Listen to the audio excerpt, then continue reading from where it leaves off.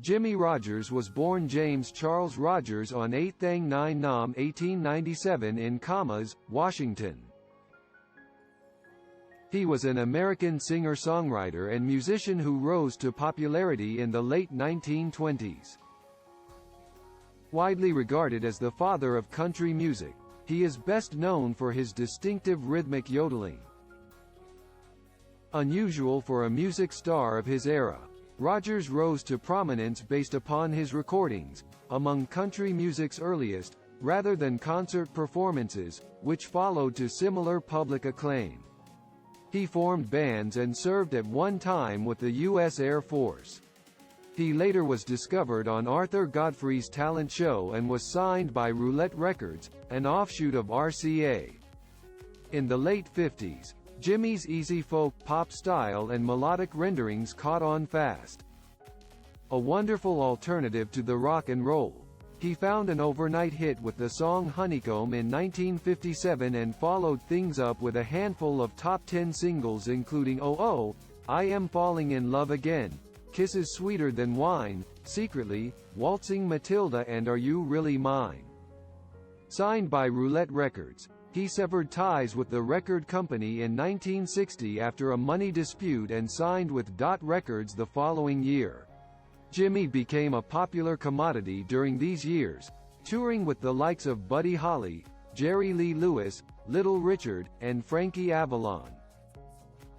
He made TV appearances on The Ed Sullivan Show and American Bandstand to the delight of his fans and even parlayed his singing fame into a brief movie career with lead performances in the remake of The Little Shepherd of Kingdom Come in 1961.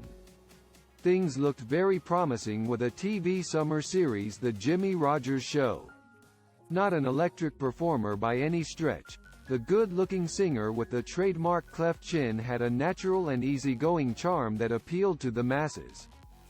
Jimmie was appeared regularly on The Joey Bishop Show in 1969, but after 3 brain surgeries, he still suffered from convulsions and had trouble with balance. A portion of his face also sagged and he did not like appearing on camera for that reason. Rodgers married Carrie Cecil Williamson. The couple had 2 daughters, Carrie Anita Rodgers and June Rebecca Rodgers, who died at 6 months in 1923.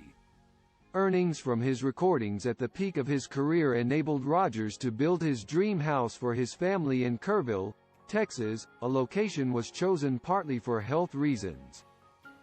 Always a man of the people, Rodgers maintained friendships with his old pals and bandmates throughout his short life and was noted for his charming, upbeat personality.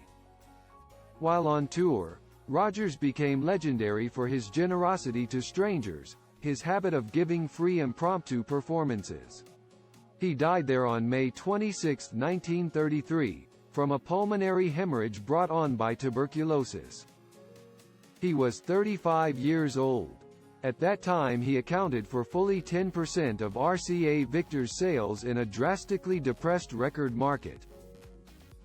When the Country Music Hall of Fame and Museum was established in 1961, Rodgers was enshrined alongside music publisher and songwriter Fred Rose and iconic singer-songwriter Hank Williams. Rodgers was elected to the Songwriters Hall of Fame in 1970 and, as an early influence, to the Rock and Roll Hall of Fame in 1986. On May 3, 2007, Rodgers was honored with a marker on the Mississippi Blues Trail in his hometown of Meridian.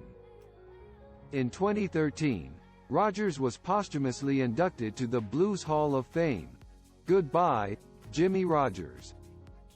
Thank you for